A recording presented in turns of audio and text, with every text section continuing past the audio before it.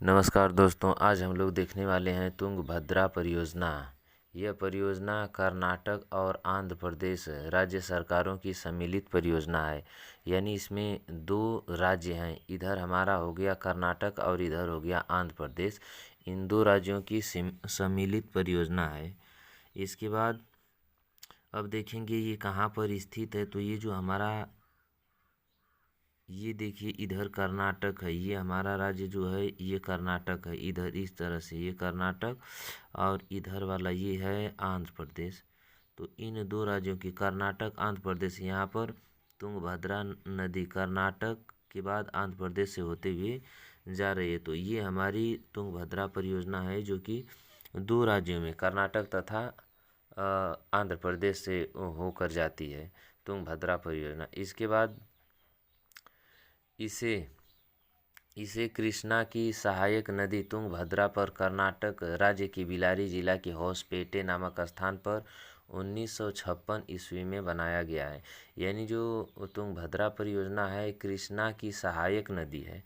यानी कृष्णा नदी की सहायक नदी कौन है? तुंगभद्रा नदी। उसी पर कर्नाटक राज्य के बिलारी जिला के होसपेटे नामक स्थान पर इस परियोजना को बनाया गया है।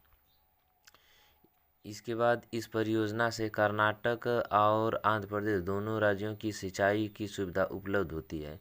यानी से दोनों राज्यों को लाभ मिलता है, कर्नाटक को भी और आंध्र प्रदेश को भी। इस परियोजना के कारण कर्नाटक एवं आंध्र प्रदेश का आर्थिक विकास हुआ। चाहे कोई परियोजना हो, वहाँ से आर्थिक विकास होगा ही। इसके बाद अगला हेडिंग है नागार्जुन सागर परियोजना। नागार्जुन सागर परियोजना, यह परियोजना दक्षिण भारत की सबसे प्रमुख परियोजनाओं में से एक है। इसे तेलंगाना के नलगोंडा तथा आंध्र प्रदेश के पलनाडु जिले की सीमा पर बनाया गया है। तो जो हमारी नागार्जुन सागर परियोजना है, इसे तेलंगाना के नलगोंडा तथा आंध्र प्रदेश के पलनाडु जिले की सीमा पर बनाया गया है। यानी ये जो परियोजना है यह भी दो राज्यों में है। जैसे अब इसको देखेंगे, ये हमारा हो गया, कहाँ गया, ये तेलंगाना हो गया। ये देखिए ये तेलंगाना है, इधर वाला ये तेलंगाना हो गया और इसके बगल में इस तरह से आंध्र प्रदेश। तो तेलंगाना का नलगोंडा तथा आंध्र प्रदेश के पलनाडु जिले में, यानी ये भी दो राज्यों की परियोजना है। और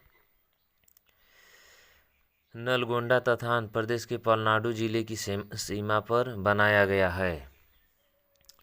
इस परियोजना को कृष्णा नदी पर बनाया गया है। यानी जो ये जो नागार्जुन सागर परियोजना है, तो अर्जुन जी हमेशा कृष्ण भगवान के साथ रहे, तो इसको इससे याद कर लेंगे। नागार्जुन, अर्जुन जी कृष्ण के साथ हमेशा रहते थे, उनका सारथी कृष्ण जी थे। तो नागार्जुन सागर परियोजना कृष्णा नदी पर है। और इस परियोजना को कृष्णा नदी पर बनाया गया है। बौद्ध विद्वान, भारत के बौद्ध धर्म को मानने वाले बहुत बड़े विद्वान थे जिनका नाम था नागार्जुन।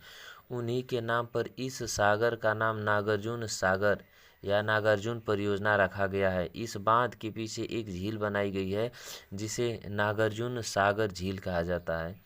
तो नागार्जुन सागर झील किसे कहते हैं? तो नागार्जुन परियोजना के पीछे एक झील बनाई गई है जिसे नागार्जुन सागर झील कहा जाता है। और अगला है इंदिरा गांधी नहर परियोजना। ये इंदिरा गांधी नहर परियोजना क्या है? तो इंदिरा गांधी नहर परियोजना को कहाँ से शुरू किया गया? तो इसको शुरू किया गया पंजाब से। इसे मरुगंगा या मरुस्थल की जीवन रेखा के रूप में भी जाना जाता है। इसलिए जाना जाता है क्योंकि ये मरुस्थल में लोगों को जीवन प्रदान करती है। इस परियोजना को पहले राजस्थान नहर परियोजना के नाम से जाना जाता था। यानी इंदिरा गांधी नहर परियोजना का पुराना नाम था राजस्थान नहर परियोजना। राजस्थान नहर परियोजना के नाम से, यानी इंदिरा गांधी की जगह पर राजस्थान नाम था, तो राजस्थान नहर परियोजना के नाम से जाना जाता था। लेकिन फिर क्या हुआ कि 2 नवंबर 1984 को इस परियोजना का नाम इंदिरा गांधी नहर परियोजना कर दिया गया। यानी पहले पुराना नाम राजस्थान नहर परियोजना के बाद 2 नवंबर 1984 को इंदिरा गांधी, जो हमारी पूर्व प्रधानमंत्री रहीं, उनके सम्मान में इसका नाम इंदिरा गांधी नहर परियोजना कर दिया गया है। इस नहर का उद्गम पंजाब में फिरोजपुर के निकट, यानी फिरोजपुर से इसकी उत्पत्ति होती है, उसके निकट सतलज और ब्यास नदियों के संगम पर स्थित हरिके बैराज से होता है। तो इसकी उत्पत्ति कहाँ से होती है? तो पंजाब के फिरोजपुर के निकट सतलज ब्यास नदियों की, या इस प्रकार से ब्यास और सतलज मिलती हैं, तो वहीं पर से उत्पत्ति होती है इंदिरा गांधी नहर की। कहाँ से होता है? तो हरिके बैराज से होता है। बैराज का मतलब ये, मतलब यहाँ पर जल रोका जाता है और यहाँ से अलग अलग जगहों पर जल भेजा जाता है, तो उसे बैराज कहते हैं। जैसे देखेंगे थोड़ा सा मैप से तो और अच्छा समझ में आएगा। जैसे मान लीजिए ये हमारा मैप है और ये हमारा पंजाब राज्य है, ये पंजाब राज्य हो गया। और पंजाब, यहीं पर सतलज और ब्यास 2 नदियाँ मिलती हैं, यानी हरिके बैराज नामक स्थान पर, या फिरोजपुर में। तो यहाँ से ये पंजाब से होते हुए फिर राजस्थान से इधर पंजाब के बाद हरियाणा, ये हरियाणा है, हरियाणा के बाद इधर राजस्थान के पश्चिमी भाग से होते हुए इंदिरा गांधी नहर जाती है। तो इस प्रकार से इंदिरा गांधी जो है वो राजस्थान के इधर देखेंगे तो इधर वाला ये पश्चिमी है, पश्चिमी भाग में जाती है और 3 राज्यों से बहती है। इधर ये हमारा पंजाब हो गया, और इधर ये हरियाणा हो गया, और ये राजस्थान हो गया। इसके बाद हरिके बैराज यानी पंजाब में फिरोजपुर के निकट सतलज ब्यास नदियों के संगम पर स्थित हरिके बैराज से इसकी उत्पत्ति हुई है और निकलती है। फिर क्या होता है कि इसके प्रारंभिक भाग को फीडर नहर कहते हैं, यानी जो इंदिरा गांधी नहर है इसके प्रारंभिक भाग को फीडर नहर कहा जाता है। यह नहर 3 राज्यों, पहला पंजाब हो गया, उसके बाद हरियाणा एवं राजस्थान में बहती है। इस नहर की सहायता से राजस्थान के पश्चिमी भाग में जल की उपलब्धता हो पाती है। जैसा कि अभी हम दिखाए हैं, ये राजस्थान का पश्चिमी भाग है, तो राजस्थान के पश्चिमी भाग में जल की उपलब्धता कराने का कार्य करता है, तो वह है राजस्थान नहर परियोजना, जिसे इंदिरा गांधी नहर परियोजना के नाम से भी जाना जाता है। इसके बाद अगली हमारी हेडिंग है टिहरी बांध परियोजना। ये टिहरी बांध परियोजना क्या है? यह बांध परियोजना उत्तराखंड राज्य में स्थित है। तो टिहरी बांध परियोजना कहाँ है? तो उत्तराखंड में स्थित है, जो कि भारत का सबसे ऊंचा बांध है। पूछा जाएगा कि भारत का सबसे ऊंचा बांध कौन है? तो टिहरी बांध, जो कि उत्तराखंड में है। इस बांध का निर्माण भागीरथी तथा भिलांगना नदियों के संगम स्थल पर हुआ है। तो भागीरथी और भिलांगना नदियों के संगम पर टिहरी बांध, जो कि उत्तराखंड में। अब हम मैप में देखेंगे, मैप को जूम कर लिया, इस प्रकार से ये मैप हो गया। ये हमारा है उत्तराखंड, तो यहीं से उत्पत्ति होती है टिहरी बांध। चूँकि इधर आएंगे तो ये सब का सब पहाड़ी क्षेत्र है, तो उत्तराखंड पहाड़ पर है, तो सबसे ऊंचा बांध कौन है? तो टिहरी बांध है। भारत का सबसे ऊंचा बांध है तो टिहरी बांध है, जो कि उत्तराखंड में स्थित है। इसके बाद ये हमारा हेडिंग हो गया, हाँ, कि संगम स्थल पर हुआ है। इसके बाद इस बांध परियोजना से दिल्ली, उत्तर प्रदेश के लगभग 70 लाख लोगों को पीने वाला जल उपलब्ध कराया जाता है। इस परियोजना से बाढ़ नियंत्रण के साथ साथ विद्युत ऊर्जा का भी उत्पादन किया जाता है। यानी इससे, यानी जो ये कहाँ गया, ये जो हमारी परियोजना है टिहरी बांध परियोजना, इससे अब इधर देखेंगे तो इस प्रकार से उत्तराखंड से होते हुए आती है। तो उत्तराखंड से इस तरह से ये दिल्ली, उत्तर प्रदेश में होते हुए इसकी और सहायक नदियाँ हैं, तो काफ़ी 70 लाख लोगों को जल उपलब्ध कराती है, पीने वाला जल उपलब्ध कराती है। फिर किधर गया? टिहरी बांध, हाँ, विद्युत उत्पादन भी होता है उसके साथ साथ। इसके बाद अगला हमारा हेडिंग है सरदार सरोवर बांध। तो जो सरदार सरोवर बांध है, यह बांध गुजरात राज्य में नर्मदा नदी पर बनाया गया है, जो भारत की सबसे बड़ी जल संसाधन परियोजना है। तो भारत का सबसे बड़ा जल संसाधन परियोजना का अगर बात कहा जाएगा तो सरदार सरोवर बांध है। सरदार सरोवर बांध कहाँ है? तो गुजरात राज्य में। इसको मैप से देखेंगे, इधर आ गया मैप हमारा। और इस प्रकार से ये जो है नदी जाती है, तो इस प्रकार से मध्य प्रदेश, महाराष्ट्र, गुजरात से होते हुए एक नदी जाती है। इस नदी को नर्मदा नदी कहते हैं। और यहीं पर जो गुजरात है, यहीं गुजरात में बनाया गया है सरदार सरोवर बांध। तो सरदार सरोवर बांध किस राज्य में है? तो गुजरात राज्य में बनाया गया है। फिर इसके बाद यह बांध सिर्फ गुजरात राज्य में है, यानी बांध तो सिर्फ गुजरात में है, लेकिन इससे मध्य प्रदेश, महाराष्ट्र तथा राजस्थान को भी लाभ मिलता है। यानी बांध एक राज्य में, लेकिन 4 राज्य टोटल लाभ लेते हैं। अब वो चारों राज्यों को देखेंगे कौन कौन से हैं। तो ये देखिए, ये हमारा गुजरात में हो गया सरदार सरोवर बांध हो गया, तो गुजरात हो गया। इसके बगल में महाराष्ट्र है, तो महाराष्ट्र भी इसका लाभ लेता है। इधर ऊपर राजस्थान हो गया, बगल में मध्य प्रदेश। तो इस प्रकार से यह परियोजना 4 राज्यों को सुखी रखती है, यानी बढ़िया से रखती है।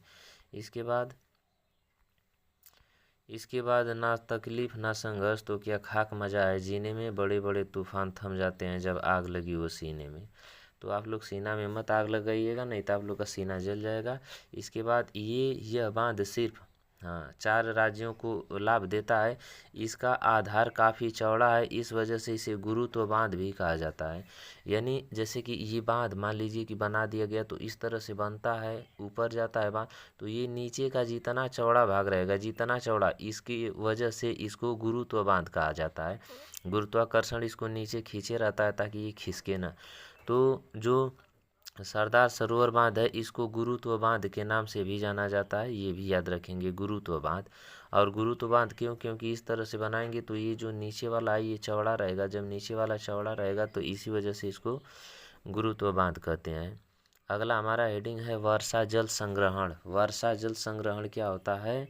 कि जल की कमी वाले क्षेत्रों में जल संकट से निपटने का एकमात्र उपाय वर्षा जल का संचयन हो सकता है।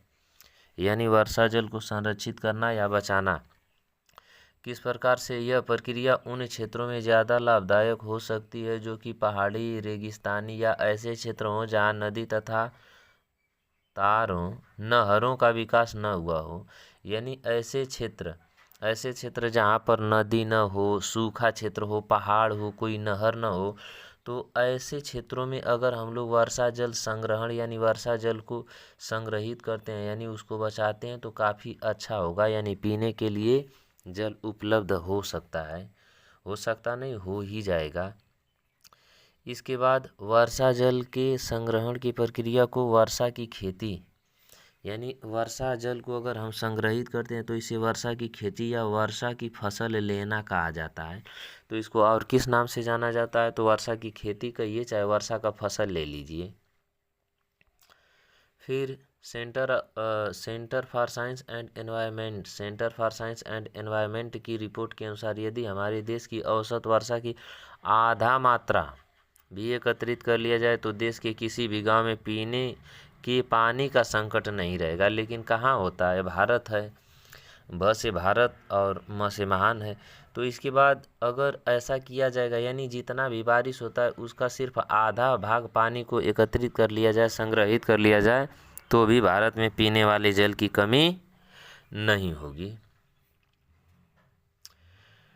पुराने ज़माने में हर गांव तथा शहर में वर्षा की एक एक बूंद को सहेज कर रखने की समृद्ध परंपरा थी। यानी पहले के लोग हम लोगों से अच्छे थे। इस प्रकार से आज भी बारिश के जल को अच्छे से बचाने की ज़रूरत है, लेकिन आज के लोग कहाँ सुन रहे हैं। तो इससे अच्छा तो पहले के ही लोग थे, यानी बारिश की एक एक बूंद को सहेज कर रखा जाता था।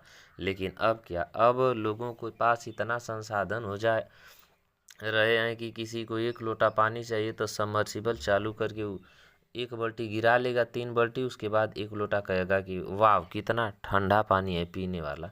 3 बाल्टी कहाँ गया उससे कोई मतलब नहीं है।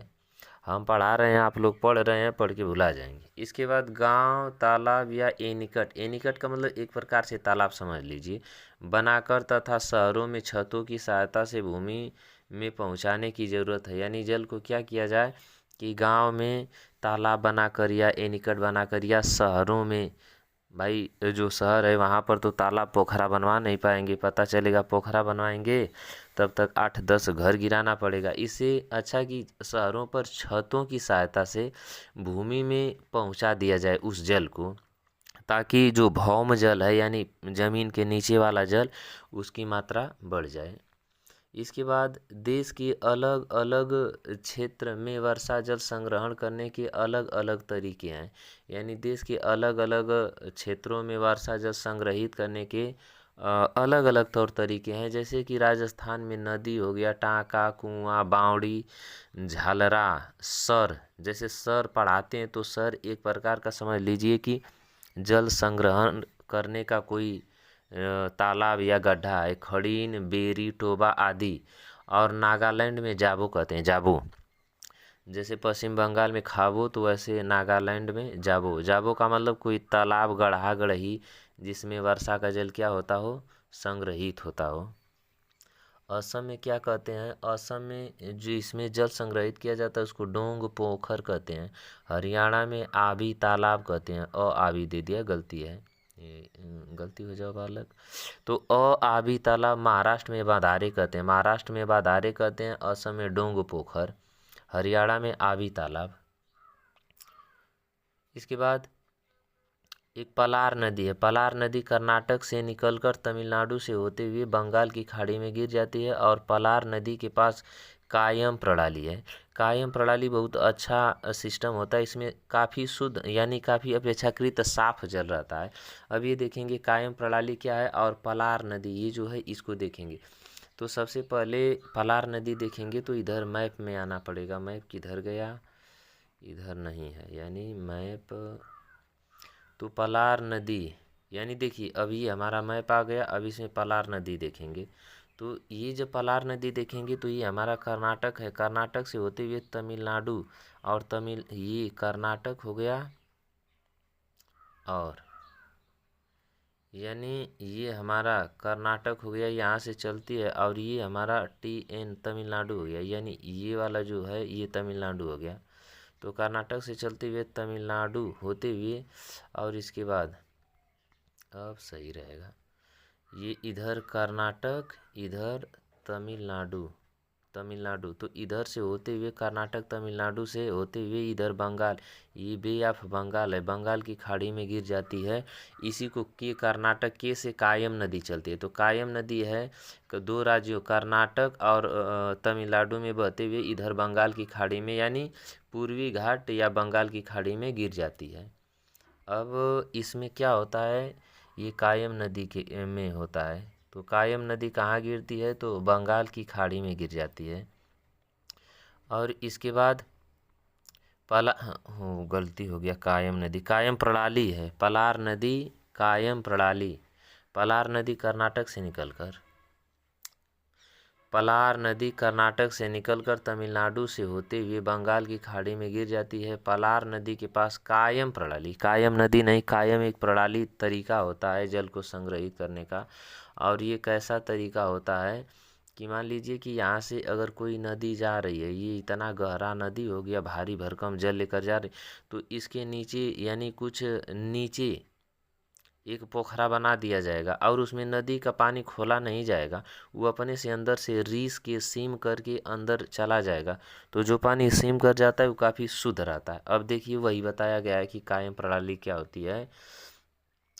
तो कायम प्रणाली ऐसी विधि होती है जिसमें एक लंबा सा तालाब बनाया जाता है जो कि नदी के बहाव से नीचे होता है, और नदी का जल इसमें रिस कर संग्रहित होता रहता है, यानी खोला नहीं जाता है, जल रिस कर पहुंचता है। अब जब जल रिस कर पहुंचेगा तो काफ़ी साफ पानी रहता है। तो इस प्रकार से जल संग्रहित हो गया। वैसे तो नदी से पानी बहते हुए बंगाल की खाड़ी में गिर जाएगा तो बेकार हो जाएगा, तो उस जल को रोक लिया जाए, क्योंकि खाड़ी में यानी समुद्र सागर में जब चला जाता है जल तो वह पीने योग्य नहीं रहता है। फिर कर्नाटक में जल संचय पर करने की प्रक्रिया को केरे कहते हैं। तो केरे क्या होता है? तो केरे एक प्रक्रिया है। इसका मतलब कि जल को एकत्रित कर लिया जाए, चाहे गढ़ई में, चाहे पोखरा में, चाहे कायम प्रणाली से, तो उसे केरे कहते हैं। गुजरात में जल संचयन करने के लिए बावड़ी बनाया जाता है, जिसे वाव कहते हैं। वाव, जैसे हम लोग कुछ खाते हैं तो कहते हैं वाव क्या टेस्ट आ रहा है, क्या मज़ा आ गया। लेकिन वाव का मतलब जल संचय करने के लिए एक पोखरा बनाया जाता है, जिसे बाव कहते हैं या वाव कहते हैं। बाव भी बोल सकते हैं आप लोग। इसके बाद महाराष्ट्र के ठाणे व कुलाबा में समुद्री ज्वार से आए पानी को खेतों की सिंचाई के लिए बांधों में संरक्षित कर लिया जाता है। इस प्रणाली को सिलोत्री कहते हैं। तो सिलोत्री क्या हो गया? महाराष्ट्र में एक प्रणाली है, जैसे कि ज्वार भाटा आता है। अब देखिए ये ज्वार भाटा क्या है, तो इधर अब मैप पर जाएंगे तो मैप काफ़ी दूर चला गया है, यहीं से हम लोग समझ ले रहे हैं ये क्या होता है। जैसे मान लीजिए ये हमारा भारत है, तो भारत का ये अरब सागर हो गया और इधर बंगाल का खाड़ी हो गया। तो इधर से झटका मारता है बहुत तेज़ी से। तो जब झटका मारता है तो ज्वार माने कि पानी जल ऊपर उठ जाता है। तो जब 4-5 फीट जल ऊपर उठ जाएगा तो बांध बनाया रहता है। उस बांध में मान लीजिए कि 6 फीट पानी उठता है, तो 5 फीट तक बांध बना दिया जाएगा। और इसके बाद 5 फीट के बाद जब 6 फीट तक जल उठेगा तो सब पानी उसमें चल जाएगा, 5 फीट तक पानी भर जाएगा। इसके बाद जब वो जल वापस आता है, फिर 6 फीट डाउन होता है, तो उसी 5 फीट में पानी रुक जाता है। और उस पानी को क्या करते हैं कि खेती में सिंचाई के लिए प्रयोग किया जाता है। इसके बाद ये एक्स्ट्रा पॉइंट्स कुछ हो गए। क्या कि राजस्थान के जैसलमेर जिले में खादीन और अन्य क्षेत्रों में जोहड़ जन संरक्षण के उदाहरण है। यानी खादीन हो गया और जोहड़ हो गया, तो ये राजस्थान में एक तरीका है। और यहाँ पर क्या किया जाता है कि जल को संरक्षित किया जाता है। वर्षा जल को पलार पानी, पार्लर नहीं, पलार पानी के नाम से जाना जाता है। यानी बारिश जब होती है तो उसको हम कह सकते हैं कि पाला मार रहा है या पलार हो रहा है। जैसे ठंडी में बहुत तेज़ बारिश होती है, हल्का हल्का ओस बूंद गिरने लगता है, तो कहते हैं कि पाला मार रहा है। पाला को पलार पानी कह सकते हैं, यानी जो बारिश होता है। फिर मेघालय की राजधानी शिलांग में छत वर्षा जल संग्रहण प्रचलित है। हालांकि काफ़ी कम भी है। दुनिया का सबसे अधिक बारिश यहीं पर होती है, लेकिन फिर भी यहाँ पीने होने का पानी उपलब्ध नहीं है, क्योंकि जो भारत है, भारत में किसी नियम कानून को ध्यान नहीं दिया जाता है। बस पानी आ रहा है उसको बहा दो। तो शिलांग से 55 किलोमीटर दूर चेरापूंजी तथा मासिनराम दुनिया का सबसे अधिक वर्षा वाला स्थान है। मासिनराम, उसके बाद दूसरा नंबर है चेरापूंजी। विश्व के सर्वाधिक वर्षा वाले क्षेत्र हैं। दुनिया का सबसे सर्वाधिक वर्षा होती है। पहला नंबर मासिनराम, दूसरा नंबर है चेरापूंजी। मासिनराम हो गया, चेरापूंजी। इसके बाद इसको स्क्रीनशॉट लेंगे, कोई बात नहीं, ले लीजिए। और मेघालय में नदियों तथा झरनों के जल को, यानी मेघालय में नदी अगर बह रही है या झरना से पानी आ रहा है, तो उस जल को बांस द्वारा बने पाइप से एकत्रित करने की विधि प्रचलित है। ये 150-200 साल पुरानी विधि है। तो बांस से पाइप बनाकर जल कहाँ भेजा जाता है? तो ये कहाँ किया जाता है? मेघालय में। इसके बाद तमिलनाडु देश का पहला ऐसा राज्य है जहाँ राज्य भर में, यानी पूरे तमिलनाडु राज्य में प्रत्येक घर की छत पर वर्षा जल संग्रहण ढांचों को बनाना आवश्यक कर दिया गया है। जो नहीं बनाएगा उसको भारी जुर्माना देना पड़ेगा। यानी वर्षा जल संग्रहण ढांचा का मतलब कि मान लीजिए कि एक मिनट, मान लीजिए ये आपका सुंदर सा घर है, ये घर है, टेढ़ टापड़ हो गया, और इस पर ये छत है। तो आप छत पर कुछ बनाइए इस प्रकार से कि उसमें वर्षा का जल क्या हो सके, ऊपर से, ये ऊपर नहीं रहना चाहिए, ऊपर से वर्षा का जल आए और इसमें एकत्रित हो जाए। अगर नहीं आप बनाएंगे तो तमिलनाडु सरकार आप पर भारी भरकम जुर्माना लगाएगी। और तमिलनाडु कहाँ है? तो इस प्रकार से देखेंगे तो ये हमारा केरल है, केरल के जस्ट बगल में हमारा तमिलनाडु है, ये तमिलनाडु है। तो इस प्रकार से यहीं पर काफ़ी ज़रूरी हो गया है, भारत का सबसे दक्षिणी राज्य है। और जल ग्रहण प्रबंधन क्या होता है? जल ग्रहण का मतलब जल ग्रहण क्षेत्र है जो भूमि का वह क्षेत्र है जहाँ वर्षा जल या अन्य जल स्रोतों से आने वाला पानी एक ही स्थान पर जमा होकर नदी नाले झील में मिलता है, उसे ही जल ग्रहण प्रबंधन कहते हैं या जल ग्रहण कहते हैं। तो जल ग्रहण का मतलब कि पानी एकत्रित होगा, वहाँ से प्रवाह होने लगेगा। इसके बाद यह एक ऐसा क्षेत्र है जहाँ पानी गुरुत्वाकर्षण के कारण एक निचला बिंदु जैसे नदी या समुद्र की ओर बहता है। तो पानी उधर ही बहता है जहाँ क्या रहता है, गुरुत्वाकर्षण, यानी जहाँ खाल रहता है। इस अवधारणा का उपयोग जल प्रबंधन और विकास के लिए किया जाता है। जल प्रबंधन का मतलब जल को कैसे मैनेज करेंगे कि सबको अच्छा उचित पानी मिल सके और पानी का दोहन यानी नुकसान न हो। इसके बाद जल प्रबंधन के उद्देश्य यानी क्यों जल को संरक्षित किया जाता है या बचाया जाता है। तो वर्षा के जल का संरक्षण, ताकि भूजल स्तर बढ़े, यानी धरती के नीचे जो पानी है वो कम हो रहा है और गर्मी में हम लोग की मशीनें ट्यूबवेल कम पानी देने लगता है या छोड़ देता है, तो उसको बढ़ाना है। और मिट्टी के कटाव को रोकना है, यानी जब पानी को बहने नहीं देंगे तो वो अपने साथ बहता है तो मिट्टी को बहा के लेके चला जाता है। तो खेती योग्य भूमि की रक्षा के लिए मिट्टी के कटाव को रोकना है, यानी मिट्टी का कटाव नहीं होगा तो खेती बढ़िया होगी, नहीं तो ऊपर का बढ़िया वाली मिट्टी लेकर पानी चला जाएगा अपने साथ और नदी में उलाट देगा, उसके बाद महासागर में गिर जाएगा। इसके बाद खेती की उत्पादकता इससे बढ़ाई जा सकती है। वनस्पति और पर्यावरण की रक्षा करेंगे, यानी पर्यावरण हमारा बचेगा। गांव में पीने के लिए पेयजल मिलेगा और सिंचाई करने के लिए जल उपलब्ध हो जाएगा। इसके बाद बाढ़ को नियंत्रण कर सकते हैं, यानी जब जल को संरक्षित करेंगे, इधर उधर नहीं बहेगा, तब बाढ़ नहीं आएगी। मृदा संरक्षण यानी मिट्टी का बचाव तो होगा ही, क्योंकि मृदा का कटाव या मृदा अपरदन रुकेगा। तो इस प्रकार से ये रहा हमारा चैप्टर और ख़त्म हो गया। इसको बढ़िया से रिवाइज कर लेंगे और इसके बाद अगला चैप्टर शुरू किया जाएगा। तो ठीक है।